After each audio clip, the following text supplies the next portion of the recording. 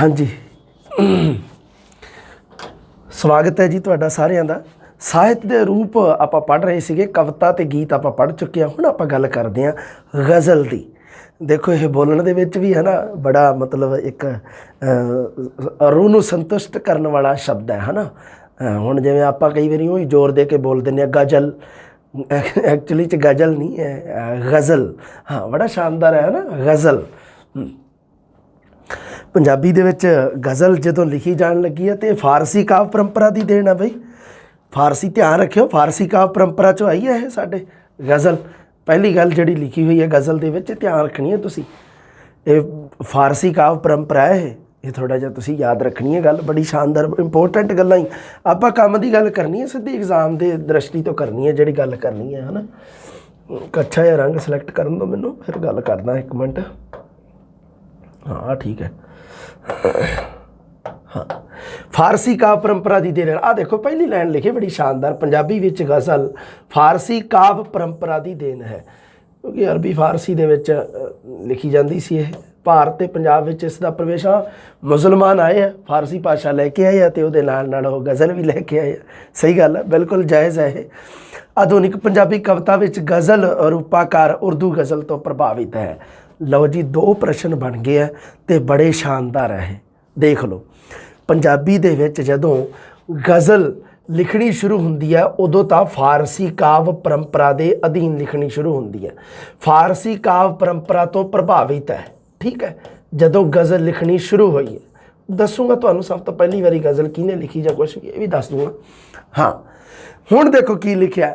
ਆਧੁਨਿਕ ਪੰਜਾਬੀ ਕਵਿਤਾ ਵਿੱਚ ਇੱਕ ਤਾਂ ਗੱਲ ਲਿਖੀ ਹੈ ਪੰਜਾਬੀ ਵਿੱਚ, ਇੱਕ ਲਿਖਿਆ ਆਧੁਨਿਕ ਪੰਜਾਬੀ ਕਵਿਤਾ ਵਿੱਚ। ਗਜ਼ਲ ਹੈ ਜਿਹੜੀ ਗਜ਼ਲ ਰੂਪਾਕਾਰ ਉਰਦੂ ਗਜ਼ਲ ਤੋਂ ਪ੍ਰਭਾਵਿਤ ਹੈ। ਧਿਆਨ ਰੱਖਣਾ ਤੁਸੀਂ, ਫਾਰਸੀ ਅਤੇ ਉਰਦੂ ਅਲੱਗ-ਅਲੱਗ ਭਾਸ਼ਾਵਾਂ, ਤੁਹਾਨੂੰ ਪਤਾ ਹੀ ਹੈ। ਪੰਜਾਬੀ ਵਿੱਚ ਗਜ਼ਲ ਦਾ ਆਰੰਭ ਹੈ ਜਿਹੜਾ ਉਹ ਫਾਰਸੀ ਕਾਵ ਪਰੰਪਰਾ ਤੋਂ ਪ੍ਰਭਾਵਿਤ ਹੋ ਕੇ ਸ਼ੁਰੂ ਹੁੰਦਾ ਹੈ, ਆਰੰਭ। ਜੇ ਆਪਾਂ ਆਧੁਨਿਕ ਪੰਜਾਬੀ ਕਵਿਤਾ ਦੀ ਗੱਲ ਕਰੀਏ ਤਾਂ ਆਧੁਨਿਕ ਪੰਜਾਬੀ ਕਵਿਤਾ ਦੀ ਜਿਹੜੀ ਗਜ਼ਲ ਹੈ ਉਹ ਉਰਦੂ ਗਜ਼ਲ ਤੋਂ ਪ੍ਰਭਾਵਿਤ ਹੈ। ਦੋਨੇ ਗੱਲਾਂ ਧਿਆਨ 'ਚ ਰੱਖਣੀਆਂ ਤੁਸੀਂ, ਠੀਕ ਹੈ ਬਈ। ਗੱਲ ਕਲੀਅਰ ਹੈ ਨਾ, ਕਿਉਂਕਿ ਦੋਨੇ ਫਾਰਸੀ 'ਚ ਵੀ ਗਜ਼ਲ ਲਿਖੀ ਜਾਂਦੀ ਸੀ, ਉਰਦੂ 'ਚ ਵੀ। ਉਰਦੂ ਬਾਅਦ ਦੇ ਵਿੱਚ ਲਿਖੀ ਜਾਂਦੀ ਰਹੀ ਹੈ ਨਾ। ਆਧੁਨਿਕ ਪੰਜਾਬੀ ਗਜ਼ਲ ਹੈ ਜਿਹੜੀ ਉਹ ਉਰਦੂ ਤੋਂ ਜ਼ਿਆਦਾ ਪ੍ਰਭਾਵਿਤ ਹੈ, ਉਰਦੂ ਤੋਂ ਹੀ ਪ੍ਰਭਾਵਿਤ ਹੈ ਅਸਲ ਦੇ ਵਿੱਚ, ਫਾਰਸੀ ਤੋਂ ਪਹਿਲਾਂ ਪ੍ਰਭਾਵਿਤ ਹੁੰਦੀ ਸੀ ਬਈ। ਜਿੰਨਾ ਚਿਰ ਫਾਰਸੀ ਜਿਵੇਂ ਰਹੀ ਹੈ ਮਹਾਰਾਜਾ ਰਣਜੀਤ ਸਿੰਘ ਦੇ ਰਾਜ ਦੇ ਵਿੱਚ ਵੀ ਤਾਂ ਫਾਰਸੀ ਰਾਜ ਭਾਸ਼ਾ ਰਹੀ ਹੈ। ਮਹਾਰਾਜਾ ਰਣਜੀਤ ਸਿੰਘ ਦੀ ਜਿਹੜੀ ਰਾਜ ਭਾਸ਼ਾ ਫਾਰਸੀ ਰਹੀ ਹੈ ਅਤੇ ਗਜ਼ਲਾਂ ਉਦੋਂ ਲਿਖੀਆਂ ਜਾਂਦੀਆਂ ਰਹੀਆਂ। ਅਤੇ ਆਧੁਨਿਕ ਪੰਜਾਬੀ ਕਵਿਤਾ ਦੇ ਵਿੱਚ ਤੁਹਾਨੂੰ ਪਤਾ ਆਧੁਨਿਕ ਹੈ ਜਿਹੜੀ ਉਹ ਕਹਿ ਹੀ ਦਿੰਦੇ ਆ, ਹੱਥ ਕੰਗਣ ਨੂੰ ਆਰਸੀ ਕੀ ਅਤੇ ਪੜ੍ਹੇ ਲਿਖੇ ਨੂੰ ਫਾਰਸੀ ਕੀ। ਵੀ ਪੜ੍ਹਿਆ ਲਿਖਿਆ ਬੰਦਾ ਜੇ ਫਾਰਸੀ ਨਾ ਵੀ ਜਾਣਦਾ ਹੋਊਗਾ ਤਾਂ ਵੀ ਕੋਈ ਗੱਲ ਨਹੀਂ। ਪਹਿਲਾਂ ਫਾਰਸੀ ਜਿਹੜਾ ਪੜ੍ਹਿਆ ਲਿਖਿਆ ਹੁੰਦਾ ਸੀ ਉਹਨੂੰ ਹੀ, ਜਿਹੜਾ ਫਾਰਸੀ ਪੜ੍ਹਦਾ ਸੀ ਉਹਨੂੰ ਹੀ ਪੜ੍ਹਿਆ ਲਿਖਿਆ ਮੰਨਿਆ ਜਾਂਦਾ ਸੀਗਾ। ਫਾਰਸੀ ਦਾ ਪ੍ਰਭਾਵ ਬੜਾ ਰਿਹਾ ਸਾਡੇ ਦੇਸ਼ ਦੇ ਉੱਪਰ। ਅਤੇ ਹੁਣ ਵਰਤਮਾਨ ਦੇ ਵਿੱਚ ਜੇ ਆਪਾਂ ਕਹੀਏ ਤਾਂ ਉਰਦੂ ਦਾ ਜ਼ਿਆਦਾ ਪ੍ਰਭਾਵ ਹੈ, ਉਰਦੂ। ਗਜ਼ਲ ਦੀ ਅਰਥ ਅਤੇ ਪਰਿਭਾਸ਼ਾ ਦੇਖ ਲਓ। ਗਜ਼ਲ ਦੇ ਸ਼ਾਬਦਿਕ ਅਰਥ ਬੜੇ ਸ਼ਾਨਦਾਰ ਹੈ। ਮਹਿਬੂਬ ਨਾਲ ਖੇਡਣਾ ਹੈ, ਔਰਤਾਂ ਨਾਲ ਇਸ਼ਕ ਅਤੇ ਮੁਹੱਬਤ ਦੀਆਂ ਗੱਲਾਂ ਕਰਨੀਆਂ।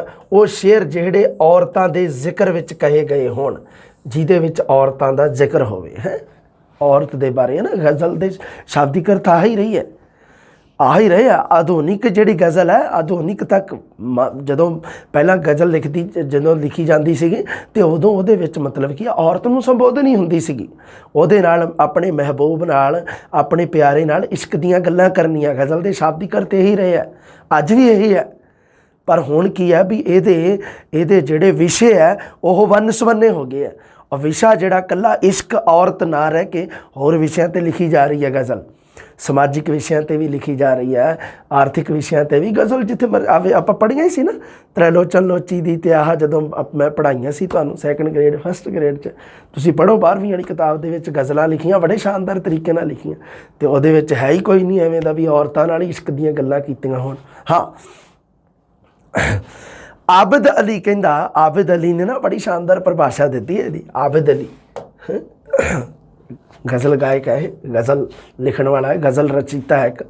ਉਹ ਕਹਿੰਦਾ ਵੀ ਗਜ਼ਲ ਹੈ ਜਿਹੜੀ ਉਸ ਦਰਦਨਾਕ ਆਵਾਜ਼ ਨੂੰ ਕਹਿੰਦੇ ਹਨ ਜੋ ਸ਼ਿਕਾਰੀ ਕੁੱਤਿਆਂ ਤੋਂ ਜਾਨ ਬਚਾਉਣ ਲਈ ਨਿਰਾਸ਼ ਹੋਇਆ ਹਿਰਨ ਸੰਕਟ ਦੇ ਸਮੇਂ ਕੱਢਦਾ ਹੈ।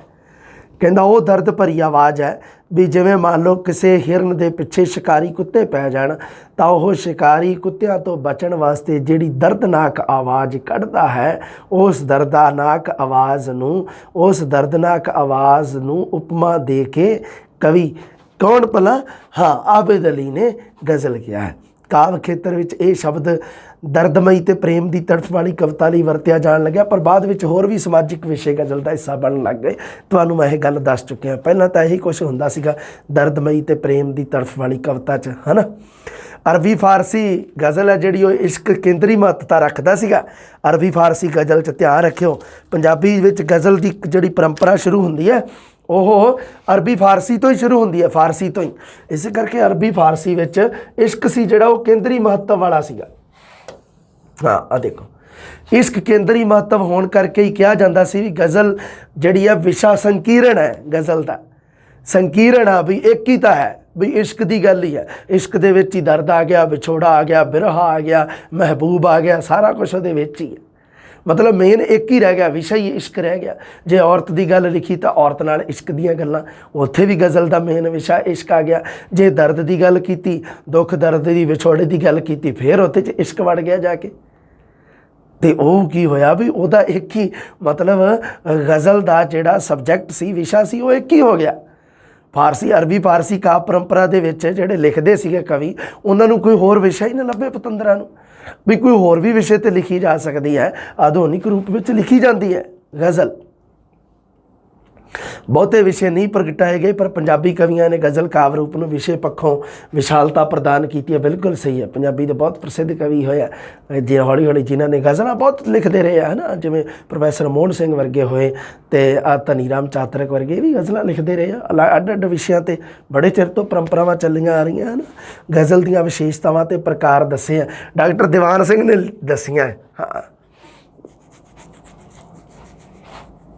ਡਾਕਟਰ ਦੀਵਾਨ ਸਿੰਘ ਦੀ ਗੱਲ ਕਰਦੇ ਆਪਾਂ। ਇਹ ਵੀ ਪ੍ਰਸਿੱਧ ਗਜ਼ਲ ਰਚਨਾ ਜਿਹੜੀ ਇਹਦੀ ਬਹੁਤ ਪ੍ਰਸਿੱਧ ਰਹੀ ਹੈ। ਡਾਕਟਰ ਦੀਵਾਨ ਸਿੰਘ ਦਾ ਨਾਮ ਹੈ। ਹਾਂ,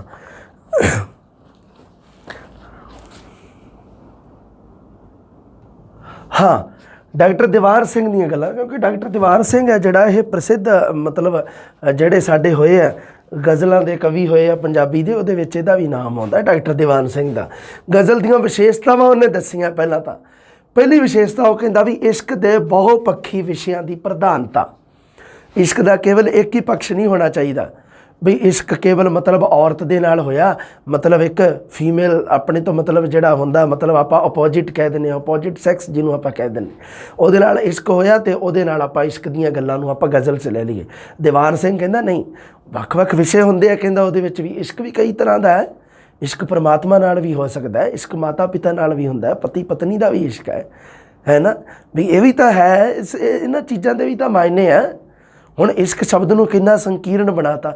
ਜਦੋਂ ਸ਼ਬਦ ਇਸ਼ਕ ਤੁਹਾਡੇ ਮਨ ਦੇ ਵਿੱਚ ਆਉਂਦਾ ਤਾਂ ਉਦੋਂ ਹਰ ਕਿਸੇ ਦੇ, ਕਿਉਂਕਿ ਸਾਡੀ ਸਟੱਡੀ ਐਵੇਂ ਦੀ ਹੈ, ਸਾਨੂੰ ਕਦੇ ਐਜੂਕੇਸ਼ਨ ਨਹੀਂ ਮਿਲੀ ਇਸ 'ਤੇ। ਸੱਚੀ ਗੱਲ ਹੈ ਵੀ ਆਪਾਂ ਨੂੰ ਕਦੇ ਆਪਣੇ ਸਕੂਲਾਂ 'ਚ ਕਦੇ ਵਿਸ਼ੇ ਲੱਗਦੇ ਹੀ ਨਹੀਂ ਐਵੇਂ ਦੇ ਵੀ ਕੁਛ ਇਸ ਤਰ੍ਹਾਂ ਦਾ ਵੀ ਦੱਸਿਆ ਜਾਵੇ, ਇਹਨਾਂ ਸ਼ਬਦਾਂ ਦੇ ਮਾਇਨੇ ਵਧਾਏ ਜਾਣ।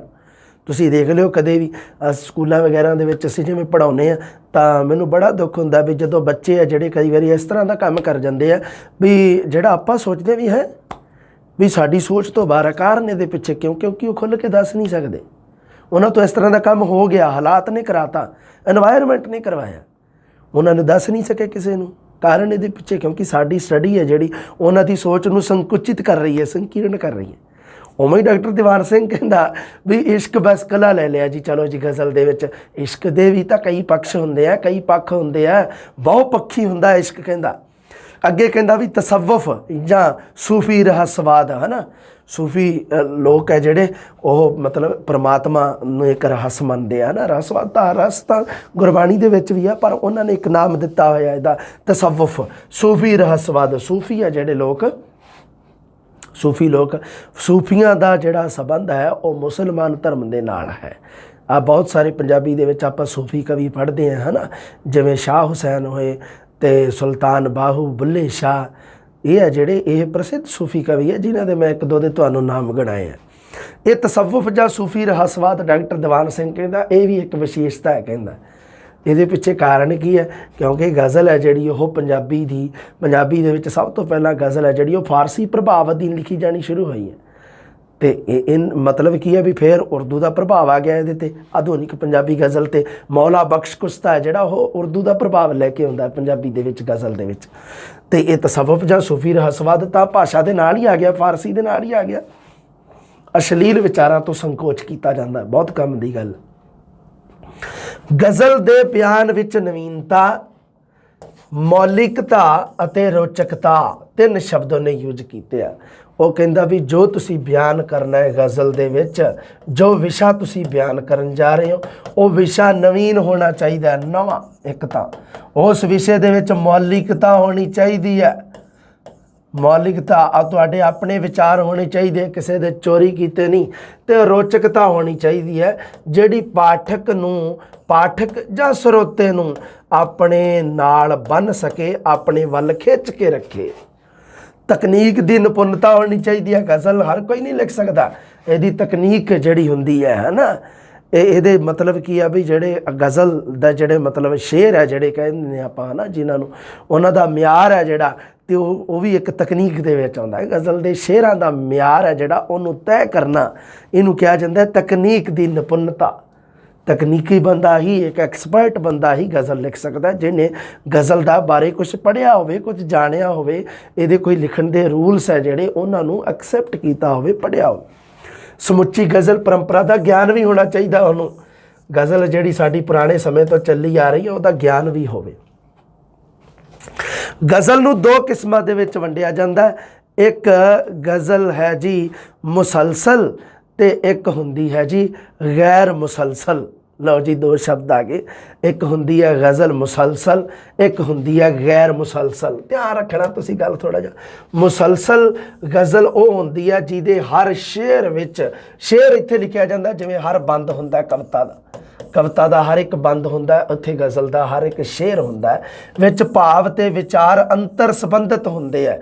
ਜਿਹਦੇ ਵਿੱਚ ਭਾਵ ਅਤੇ ਵਿਚਾਰਾਂ ਦਾ ਆਪਸੀ ਸੰਬੰਧ ਹੋਵੇ ਉਹਨੂੰ ਤਾਂ ਕਿਹਾ ਜਾਂਦਾ ਹੈ ਮੁਸਲਸਲ, ਆਪਸੀ ਸੰਬੰਧ।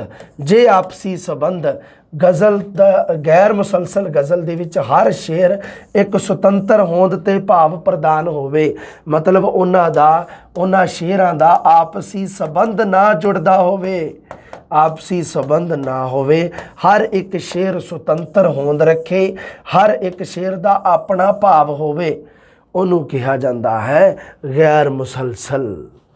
ਠੀਕ ਹੈ ਭਾਈ, ਇੱਕ ਦਾ ਨਾਮ ਹੈ ਮੁਸਲਸਲ ਅਤੇ ਇੱਕ ਦਾ ਨਾਮ ਹੈ ਗੈਰ ਮੁਸਲਸਲ।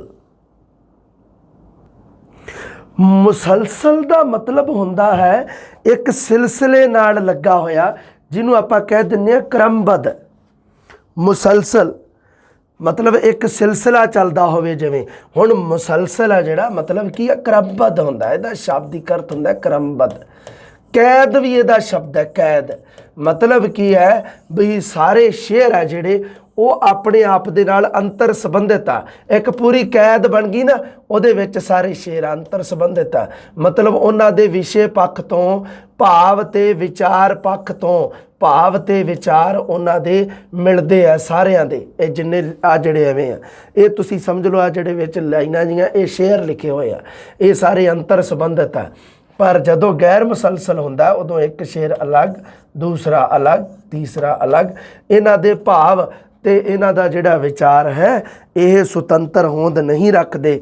ਗੈਰ ਮੁਸਲਸਲ ਉਹਨੂੰ ਆਪਾਂ ਕਹਿੰਦੇ ਹਾਂ, ਇਹ ਕਿਹਾ ਜਾਂਦਾ ਗੈਰ ਮੁਸਲਸਲ। ਹਾਂਜੀ, ਆਓ ਫਿਰ ਗਜ਼ਲ ਦੀ ਤਕਨੀਕੀ ਸ਼ਬਦਾਵਲੀ ਨੂੰ ਆਪਾਂ ਸਮਝਦੇ ਹਾਂ। ਤਕਨੀਕੀ ਸ਼ਬਦਾਵਲੀ ਹੈ ਇਹਦੀ ਗਜ਼ਲ ਦੀ, ਅਤੇ ਇਹ ਤੁਸੀਂ ਧਿਆਨ ਦੇ ਵਿੱਚ ਰੱਖਣੀ ਹੈ। ਸ਼ਬਦਾਵਲੀ 'ਚੋਂ ਪ੍ਰਸ਼ਨ ਆਊਗਾ। ਵਿਸ਼ੇਸ਼ ਤਕਨੀਕ ਹੁੰਦੀ ਹੈ। ਗਜ਼ਲ ਇੱਕ ਰੂਪ ਪ੍ਰਧਾਨ ਵਿਧਾ ਹੈ, ਇਹ ਤੁਸੀਂ ਧਿਆਨ ਦੇ ਵਿੱਚ ਰੱਖਣਾ। ਰੂਪ ਪ੍ਰਧਾਨ ਹੈ, ਇੱਕ ਹੁੰਦਾ ਰੂਪ, ਇੱਕ ਹੁੰਦਾ ਵਿਸ਼ਾ। ਆ ਗਈ ਸਮਝ ਦੇ ਵਿੱਚ ਗੱਲ?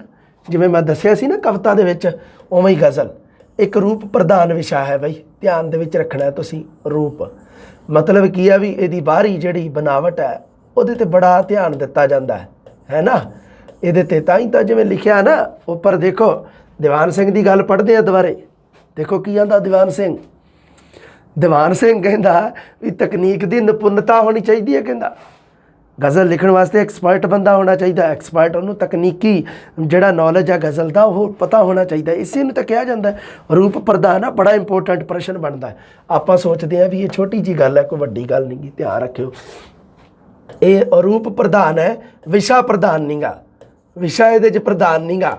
ਵਿਸ਼ਾ ਤੁਹਾਨੂੰ ਪਤਾ ਹੀ ਹੈ ਵੱਧ ਤੋਂ ਵੱਧ ਕੀ ਹੋ ਸਕਦਾ ਸੀ, ਇਸ਼ਕ ਹੋ ਸਕਦਾ ਸੀਗਾ ਵਿੱਚ। ਵਿਸ਼ੇ ਦਾ ਤਾਂ ਪਤਾ ਹੀ ਹੈ, ਇਹ ਤਾਂ ਕੋਈ ਪ੍ਰਧਾਨ ਵਿਸ਼ਾ ਬਣਦਾ ਹੀ ਨਹੀਂ ਗਾ ਗਜ਼ਲ ਦਾ। ਬਾਕੀ ਹੁਣ ਕੋਈ ਪ੍ਰਧਾਨ ਵਿਸ਼ਾ ਨਹੀਂ ਬਣਦਾ ਗਾ ਵੀ ਗਜ਼ਲ ਕਿਹੜੇ ਵਿਸ਼ੇ ਨੂੰ ਲੈ ਕੇ ਮੁੱਖ ਲਿਖੀ ਜਾਂਦੀ ਹੈ। ਪ੍ਰਧਾਨ ਗੱਲ ਇਹਦੇ ਵਿੱਚ ਰੂਪ ਹੈ। ਇਹ ਬਿਆਨ ਦੀ ਮੌਲਿਕਤਾ ਅਤੇ ਨਵੀਨਤਾ ਇਹਦੇ 'ਚ ਵਿਸ਼ੇਸ਼ ਮਹੱਤਵ ਰੱਖਦੇ ਆ। ਦੋ ਚੀਜ਼, ਬਿਆਨ ਦੀ ਮੌਲਿਕਤਾ, ਜੋ ਤੁਸੀਂ ਬਿਆਨ ਕਰ ਰਹੇ ਹੋ ਗਜ਼ਲ ਦੇ ਵਿੱਚ ਉਹ ਮੌਲਿਕ ਹੋਣਾ ਚਾਹੀਦਾ, ਨਵੀਨ ਹੋਣਾ ਚਾਹੀਦਾ। ਦੋ ਸ਼ਬਦ ਦੀਵਾਨ ਸਿੰਘ ਦੇ ਸ਼ਬਦਾਂ ਵਿੱਚ ਕਹਿੰਦਾ ਵੀ ਗਜ਼ਲ ਦੀ ਜਾਨ, ਜੇ ਕਹਿੰਦਾ ਦੀਵਾਨ ਸਿੰਘ ਕਹਿੰਦਾ ਜੀ ਜੇ ਤੁਸੀਂ ਮੈਨੂੰ ਪੁੱਛੋ ਵੀ ਗਜ਼ਲ ਦੀ ਜਾਨ ਕੀ ਹੈ, ਵੀ ਗਜ਼ਲ ਦੀ ਜਾਨ, ਗਜ਼ਲ ਦੀ ਜਿੰਦ ਜਾਨ ਕਹਿ ਲਓ ਵੀ ਕੀ ਚੀਜ਼ ਹੈ, ਉਹ ਕਹਿੰਦਾ ਵੀ ਗਜ਼ਲ ਨੂੰ ਲਿਖਣ ਦਾ ਢੰਗ, ਗਜ਼ਲ ਨੂੰ ਲਿਖਣ ਦਾ ਤਰੀਕਾ ਹੈ ਜਿਹੜਾ ਇਹ ਗਜ਼ਲ ਦੀ ਜਾਨ ਹੈ। ਕਹਿੰਦਾ ਗਜ਼ਲ ਨੂੰ ਲਿਖਣ ਦਾ ਢੰਗ ਆ ਗਈ ਨਾ ਰੂਪ ਵਾਲੀ ਗੱਲ। ਰੂਪ ਲਿਖਣ ਦਾ ਢੰਗ ਹੈ ਜਿਹੜਾ ਇਹ ਰੂਪ ਦੇ ਵਿੱਚ ਆਉਂਦਾ। ਰੂਪ ਪ੍ਰਧਾਨ ਵਿਸ਼ਾ ਹੈ ਇੱਕ। ਗਜ਼ਲ ਦੀ ਇਕਾਈ, ਜਿਵੇਂ ਹਰ ਇੱਕ ਬੰਦ ਉਹਨੂੰ ਸ਼ੇਰ ਕਿਹਾ ਜਾਂਦਾ, ਸ਼ੇਰ, ਠੀਕ ਹੈ। ਸ਼ੇਰ ਕਹਿੰਦੇ ਆ ਬਾਈ, ਉਹਨੂੰ ਗਿੱਦੜ ਨਹੀਂ ਕਹਿੰਦੇ, ਧਿਆਨ ਰੱਖਣਾ ਤੁਸੀਂ। ਗਜ਼ਲ ਦੀ ਇਕਾਈ ਇੱਕ ਸ਼ੇਰ ਹੁੰਦੀ ਹੈ, ਸ਼ੇਰ। ਗਜ਼ਲ ਵਿੱਚ ਸ਼ੇਰਾਂ ਦੀ ਗਿਣਤੀ ਦੀ ਕੋਈ ਬੰਦਿਸ਼ ਨਹੀਂ ਹੁੰਦੀ। ਹਰ ਸ਼ੇਰ ਦੋ ਤੁਕਾਂ ਦਾ ਹੁੰਦਾ ਹੈ ਅਤੇ ਇੱਕ ਤੁਕ ਨੂੰ ਮਿਸ਼ਰਾ ਆਖਿਆ ਜਾਂਦਾ ਹੈ। ਲਓ ਜੀ, ਆਹ ਗੱਲ ਧਿਆਨ ਦੇ ਵਿੱਚ ਰੱਖਣੀ ਹੈ। ਥੋੜ੍ਹੀਆਂ ਥੋੜ੍ਹੀਆਂ ਗੱਲਾਂ ਸੁਣ ਲਓ ਧਿਆਨ ਨਾਲ। ਗਜ਼ਲ ਦੀ ਇਕਾਈ ਸ਼ੇਰ ਹੁੰਦੀ ਹੈ। ਜਿਵੇਂ ਕਵਿਤਾ ਦੇ ਵਿੱਚ ਇੱਕ ਇੱਕ ਬੰਦ ਹੁੰਦਾ ਹੈ, ਬੰਦ, ਪਹਿਲਾ ਬੰਦ, ਦੂਸਰਾ ਬੰਦ, ਤੀਸਰਾ ਬੰਦ। ਪ੍ਰਸ਼ਨ ਨਹੀਂ ਦਿੱਤੇ ਹੁੰਦੇ, ਹੇਠ ਲਿਖੇ ਕਾਵਿ-ਬੰਦ ਦੀ ਪ੍ਰਸੰਗ ਸਹਿਤ ਵਿਆਖਿਆ ਕਰੋ, ਫਿਰ ਉਹ 4 ਲਾਈਨਾਂ ਦਿੱਤੀਆਂ ਜਾਂਦੀਆਂ। ਪ੍ਰਸ਼ਨ ਤੁਸੀਂ ਦੇਖੇ ਹੀ ਹੋਣੇ 10ਵੀਂ 11ਵੀਂ 12ਵੀਂ ਵਾਲੀ ਬੁੱਕ ਦੇ ਵਿੱਚ ਦੇ ਰੱਖੇ ਹੁੰਦੇ ਜਿਵੇਂ। ਹਾਂ, ਇਕਾਈ ਇੱਕ ਹੁੰਦੀ ਹੈ ਸ਼ੇਰ। ਗਜ਼ਲ ਵਿੱਚ ਸ਼ੇਰਾਂ ਦੀ ਗਿਣਤੀ ਦੀ ਕੋਈ ਬੰਦਿਸ਼ ਨਹੀਂ ਗੀ। 8, 10, 20, 25 ਜਿੰਨੇ ਮਰਜ਼ੀ ਹੋ ਸਕਦੇ, ਕੋਈ ਬੰਦਿਸ਼ ਹੀ ਨਹੀਂ ਗੀ ਜਦੋਂ, ਹੈ ਨਾ। 2 ਵੀ ਹੋ ਸਕਦੇ, 1 ਵੀ ਹੋ ਸਕਦਾ। ਇੱਕ ਸ਼ੇਰ ਦੀਆਂ ਵੀ ਮੈਂ ਗਜ਼ਲਾਂ ਵਾਧੂ ਦੇਖੀਆਂ। ਹਰ ਸ਼ੇਰ 2 ਤੁਕਾਂ ਦਾ ਹੁੰਦਾ ਹੈ ਬਾਈ। ਹਰ ਸ਼ੇਰ ਹੁੰਦਾ ਹੈ 2 ਤੁਕਾਂ ਦਾ ਅਤੇ ਉਹਨੂੰ ਇੱਕ ਤੁਕ ਨੂੰ ਕਿਹਾ ਜਾਂਦਾ ਮਿਸਰਾ। ਗਜ਼ਲ ਦੇ ਪਹਿਲੇ ਸ਼ੇਰ ਨੂੰ ਕਿਹਾ ਜਾਂਦਾ ਮਤਲਾ। ਜੇ ਤਾਂ ਪਹਿਲਾ ਸ਼ੇਰ ਆ ਉਹਨੂੰ ਕਿਹਾ ਜਾਂਦਾ ਮਤਲਾ, ਅਤੇ ਅੰਤਲੇ ਸ਼ੇਰ ਨੂੰ ਕਿਹਾ ਜਾਂਦਾ ਮਕਤਾ। ਵੈਸੇ ਵੀ ਅੰਤ ਦੇ ਵਿੱਚ ਬੰਦਾ ਮੁਕਤ ਹੋ ਜਾਂਦਾ, ਮਕਤਾ। ਅੰਤ ਜਦੋਂ ਆ ਜਾਂਦਾ ਫਿਰ ਬੰਦਾ ਮੁਕਤ ਹੋ ਜਾਂਦਾ, ਅੰਤ ਹੋ ਗਿਆ ਮਕਤਾ। ਅਤੇ ਪਹਿਲੇ ਸ਼ੇਰ ਨੂੰ ਕਿਹਾ ਜਾਂਦਾ ਮਤਲਾ, ਠੀਕ ਹੈ ਬਾਈ। ਮਤਲਾ, ਮਕਤਾ ਅਤੇ ਮਿਸ਼ਰਾ, 3 ਸ਼ਬਦ ਆ ਗਏ ਆ ਬਾਈ। ਵੇਖ ਲਓ, ਮਿਸ਼ਰਾ ਵੀ ਆ ਗਿਆ। ਮਿਸ਼ਰਾ, ਮਿਸ਼ਰਾ ਨਹੀਂ, ਮਿਸ਼ਰਾ ਤਾਂ ਗੋਤ ਹੁੰਦੀ। ਮਿਸਰਾ ਸੈ ਨਾਲ ਆ, ਵੇਖੋ ਸੈ ਨਾਲ ਆ, ਸ਼ੈ ਨਾਲ ਨਹੀਂ ਗਾ, ਐਵੇਂ ਆ। ਆਹ ਸੈ ਦੇ ਨਾਲ ਆ, ਐਸ ਨਾਲ ਨਹੀਂ ਗਾ, ਸੱਸੇ ਪਰ ਬਿੰਦੀ ਨਾਲ ਨਹੀਂ ਗਾ। ਸੈ, ਮਿਸਰਾ। ਇੱਕ ਤੁਕ ਨੂੰ ਮਿਸਰਾ ਕਿਹਾ ਜਾਂਦਾ ਹੈ। ਗਜ਼ਲ ਦੇ ਪਹਿਲੇ ਸ਼ੇਰ ਨੂੰ ਮਤਲਾ ਕਿਹਾ ਜਾਂਦਾ ਹੈ। ਅੰਤਲੇ ਸ਼ੇਰ ਨੂੰ ਮਕਤਾ ਕਿਹਾ ਜਾਂਦਾ ਹੈ। ਹੁਣ ਦੇਖੋ, ਹਰ ਤੁਕ ਦਾ ਤੁਕਾਂਤ ਮਿਲਦਾ ਹੈ। ਤੁਕਾਂਤ ਹੁੰਦਾ ਹੈ ਤੁਕ ਦਾ ਅੰਤ। ਤੁਕਾਂਤ 2 ਸ਼ਬਦਾਂ ਦੇ ਮੇਲ ਤੋਂ ਬਣਿਆ, ਤੁਕ ਪਲੱਸ ਅੰਤ, ਮਤਲਬ ਤੁਕ ਦਾ ਅੰਤ, ਜਿਸ ਨੂੰ ਕਾਫੀਆ ਕਿਹਾ ਜਾਂਦਾ ਹੈ। ਜਦੋਂ ਹਰ ਇੱਕ ਤੁਕ ਜਿਹੜੀ ਹੁੰਦੀ ਹੈ ਗਜ਼ਲ ਦੀ, ਹਰ ਇੱਕ ਤੁਕ ਉਹਦਾ ਤੁਕਾਂਤ ਮਿਲਦਾ ਹੈ, ਉਹਨੂੰ ਕੀ ਕਿਹਾ ਜਾਂਦਾ? ਉਹਨੂੰ ਕਿਹਾ ਜਾਂਦਾ ਕਾਫੀਆ। ਅੱਛਾ, ਇਹ ਕਾਫੀਆ ਅਤੇ ਰਦੀਫ 2 ਚੀਜ਼ਾਂ ਤਾਂ ਤੁਸੀਂ ਬੈਂਤ ਛੰਦ 'ਚ ਵੀ ਪੜ੍ਹੀਆਂ ਸੀਗੀਆਂ। ਆ ਗਿਆ ਯਾਦ? ਕਹਾਣੀ ਯਾਦ ਆ ਗਈ? ਕਾਫੀਆ, ਰਦੀਫ। ਹਾਂ, ਤੁਕ ਦੇ ਆਖਰੀ ਕਾਫੀਏ ਤੋਂ ਬਾਅਦ ਬਾਰ-ਬਾਰ ਆਉਣ ਵਾਲੇ ਸ਼ਬਦ ਨੂੰ ਰਦੀਫ ਕਿਹਾ ਜਾਂਦਾ ਹੈ। ਪਹਿਲਾਂ ਆਊਗਾ ਕਾਫੀਆ, ਗੱਲ ਸਿੱਧੀ ਜੀ ਆ, ਫਿਰ ਆਊਗਾ ਰਦੀਫ। ਆ ਲਓ, ਚੱਕ ਲਓ। ਹੁਣ ਦੇਖੋ, ਹਰ ਜਿੱਥੇ ਤੁਕ ਦਾ ਆਖਰੀ ਸ਼ਬਦ ਕਾਫੀਆ ਹੋਵੇ ਤੇ ਉੱਥੇ ਫਿਰ ਰਦੀਫ ਦੀ ਲੋੜ ਹੀ ਨਹੀਂ ਪੈਂਦੀ। ਜੇ ਕਾਫੀਆ ਹੀ ਆ ਗਿਆ ਆਖਰੀ ਤਾਂ ਰਦੀਫ ਹੈ ਹੀ ਨਹੀਂ, ਫਿਰ ਰਦੀਫ ਦੀ ਲੋੜ ਹੀ ਨਹੀਂ ਗੀ। ਪਹਿਲੋਂ ਕਾਫੀਆ ਫਿਰ ਰਦੀਫ। ਸੁਣ ਲਓ, ਕਾਫੀਆ ਤੇ ਰਦੀਫ ਕਿਹਨੂੰ ਕਹਿੰਦੇ ਆ? ਉਦਾਹਰਣ ਤੋਂ ਦੱਸਦਾ ਤੁਹਾਨੂੰ। ਜੇਕਰ ਹਬੀਬ ਚੰਗੇ ਤਾਂ ਫਿਰ ਨਸੀਬ ਚੰਗੇ। ਜੇਕਰ ਹਬੀਬ ਚੰਗੇ ਤਾਂ ਫਿਰ ਨਸੀਬ ਚੰਗੇ। ਪਹਿਲੀ ਤੁਕ ਖਤਮ ਹੋਈ ਤਾਂ ਉਹਦੇ ਵਿੱਚ ਦੇਖ ਲਓ ਵੀ ਦਿੱਤਾ ਹੋਇਆ। ਹਾਂ, ਜੇਕਰ ਹਬੀਬ ਚੰਗੇ, ਆ ਹੋਗੀ ਪਹਿਲੀ ਤੁਕ। ਆ ਦੇਖੋ, ਫਿਰ ਨਸੀਬ ਚੰਗੇ, ਤੂੰ ਕਰ ਨਾ ਦੂਰ ਸਾਨੂੰ, ਆਪਾਂ ਕਰੀਬ ਚੰਗੇ, ਧਨਵਾਨ ਤੋਂ ਕੀ ਲੈਣਾ, ਸਾਨੂੰ ਗਰੀਬ ਚੰਗੇ। ਜਿਨ੍ਹਾਂ ਤੇ ਮੈਂ ਕਰੀ ਜਾਂਦਾ, ਉਹ ਜਿਨ੍ਹਾਂ ਨੂੰ ਮੈਂ ਇਹਦੇ ਵਿੱਚ ਲਈ ਜਾਂਦਾ ਬਕਸੇ 'ਚ। ਹਾਂ, ਚਾਨਣ ਜੋ ਵੰਡਦੇ ਹਨ ਉਹ ਹਨ ਅਦੀਬ ਚੰਗੇ, ਮੈਂ ਮਿਟ ਗਿਆ ਤੂੰ ਕਹਿਣਾ ਹੈ तेरे नसीब चंगे। हुण देख लो काफिया किहड़ा है ते रदीफ किहड़ा। हुण पढ़ो दुबारे गल। हाँ, हर तुक दा तुकांत मिलता है जिस नूं काफिया कहा जाता है। तुक दे अखीर ते काफिए तो बाद बार बार आउण वाला शब्द, बार बार आउण वाला शब्द है चंगे। चंगे चंगे चंगे बार बार आ रहा है, ये तो हैगा रदीफ। निर्मल जो वसल मानन साथों रकीब चंगे। ठीक है भाई, गल देख लो, क्लीयर करते आपां इहदी। हाँ, फिर वह कहता भी जिथे आखिरी काफिया हो उत्थे रदीफ नहीं होंदा। ये चलो छड्डो गल नूं। हुण देख लो काफिया किहड़ा, रदीफ पता लग गया तुहानूं। रदीफ आ जिहड़ा चंगे शब्द जिहड़ा वारी वारी आ रहा, ये रदीफ है। ते काफिया शब्द हैगा हबीब, नसीब, करीब, गरीब। ये हैगे आ तुकांत। तुक दा तुकांत मिलता है ना, मतलब इन्हां दी साउंड धुनी इक्को जी मिलती है, तुकांत मिलता है इन्हां दा। हबीब, नसीब, करीब, गरीब, अदीब, नसीब, गरीब, रकीब। है कि नहीं? आ देखो, ये काफिया ते चंगे रदीफ है। गज़ल दा उत्तम शेर हुंदा है जिहड़ा, गज़ल दे विच उत्तम शेर हुंदा है जिहड़ा, उसनूं शाह बैंत कहा जाता है। ध्यान च रखना है तुसीं, उहनूं शाह बैंत कहंदे आ। जिहड़ा गज़ल दे विच सब तो बेस्ट शेर होवे उहनूं कहा जाता है शाह बैंत। शाह शाह शाह वड्डे नूं कहा जाता है शाह वड्डा, शाह वड्डा धनी। गज़ल दा ये शेर है शाह बैंत आ जिहड़ा, देख लो शाह बैंत दा दर्जा आ। तू कर ना दूर सानू आपां करीब चंगे। आ जिहड़ा असली शेर इहदे विच आह है, बाकी इहदे नाल लगदे है ना। वेख लो क्या बात है। हाँ, ये शाह बैंत दा दर्जा रखदा आ जिहड़ा शेर। गज़ल की संरचना विशेष है। विशेषता यह है कि इस विच सपाट बयान की थां किसी संकेत या रमज का होना जरूरी है। सपाट सीधा साधा बयान नहीं करना गा, सीधा बयान नहीं करना है। एवें नहीं भी बस एवें जूड़ वड़ता जिन्होंने आप कह देने, उवें नहीं करना। किसी संकेत या रमज का होना जरूरी है। इस विच रंग बयानी, मुआमलाबंदी, शौखी, चोट आदि गुण देखण वाले हैं। समुचे रूप में आप आख सकते हैं कि पंजाबी साहित्य में गज़ल भावें अरबी फारसी परंपरा तो ली गई है, पर हुण गज़ल पंजाबी गज़ल के तौर पर अपना मुहांदरा निखार चुकी है। मियारी पद्धर हासिल करन ते यह समर्थ है पूरी। ये गल तुसीं ध्यान दे विच रखनी है। होर देख लैने आपां किन्ने नंबर पेज ते फिरदे आपां। हाँ, 194 नंबर पे। ठीक है। हाँ, पंजाबी काव्य विच गज़ल दा आरंभ जिहड़ा हुंदा है वो जी मियाँ मुहम्मद बख्श जी ने सैफुल मलूक लिखा किस्सा। जे प्रश्न आ जाए, हाँ आ लो हुणे गल करदा मैं तुहाडे नाल, दो हत्थ करदा। हाँ, पंजाबी काव्य विच गज़ल दा आरंभ करने वाला कौन है? जिहड़ा प्राणी है मियाँ मुहम्मद बख्श है, जिन्हें किस्सा लिखा है सैफुल मलूक। पंजाबी काव्य विच गज़ल दा आरंभ। हाँ ठीक है, गल क्लीयर होगी। पंजाबी काव्य विच गज़ल दा आरंभ, गज़ल दा आरंभ हुंदा है, ये करदा है जी मियाँ मुहम्मद बख्श नाम है इहदा। प्यारा जा नाम है। आ सैकेंड ग्रेड वाले फर्स्ट ग्रेड वालों तो पता ही है। मियाँ मुहम्मद बख्श ने किस्सा लिखिया सीगा सैफुल मलूक। ठीक है भाई, सैफुल मलूक नाम वारी वारी आउंदा ना, इहदा आलोचना दे विच मामले च फिर वारी वारी पता ही है। सैफुल मलूक है, सलूक नहीं मलूक। आ लो।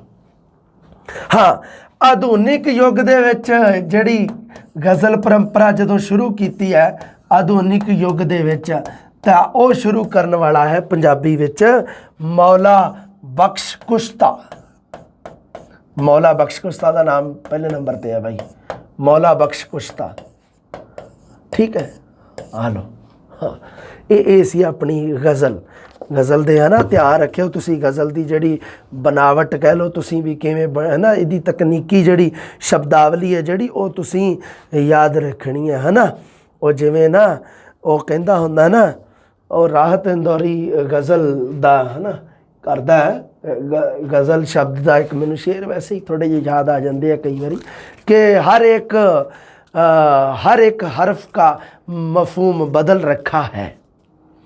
आज से हमने तेरा नाम गज़ल रखा है, हर एक हर्फ का मफ़हूम बदल रखा है। आज से हमने तेरा नाम गज़ल रखा है। मैंने शाहों की मोहब्बत का भ्रम तोड़ दिया, मैंने शाहों की मोहब्बत का भ्रम तोड़ दिया। मेरे कमरे में भी एक ताज महल रखा है। ਲਓ ਜੀ, ਗਜ਼ਲ ਜਿਹੜੀ ਆਪਣੀ ਇਹ ਆਪਣਾ ਜਿਹੜਾ ਸੀਗਾ ਚੈਪਟਰ ਇਹ ਹੋ ਗਿਆ ਕਲੀਅਰ। ਠੀਕ ਹੈ ਬਈ, ਗੱਲਾਂ ਧਿਆਨ ਦੇ ਵਿੱਚ ਰੱਖਣੀਆਂ ਤੁਸੀਂ, ਜਿਹੜੀਆਂ ਮੇਨ ਤੁਹਾਨੂੰ ਜਿਹੜੀਆਂ ਗੱਲਾਂ ਦੱਸੀਆਂ ਉਹਦੇ ਵਿੱਚੋਂ ਹੀ ਪ੍ਰਸ਼ਨ ਆਊਗਾ ਵੀ ਸ਼ਿਓਰ। ਠੀਕ ਹੈ, ਮਿਲਦੇ ਆ ਅੱਗੇ। ਨਾਟਕ ਤਾਂ ਬੜਾ ਇੰਪੋਰਟੈਂਟ ਆ ਓਏ, ਨਾਟਕ ਦੀ ਕਲਾਸ ਆਪਾਂ ਜਲਦੀ, ਮੈਂ ਥੋੜ੍ਹਾ ਜਿਹਾ ਰੈਸਟ ਕਰਨਾ, ਫਿਰ ਆਉਣਾ ਤੁਹਾਡੇ ਰੂਬਰੂ। ਸਤਿ ਸ੍ਰੀ ਅਕਾਲ।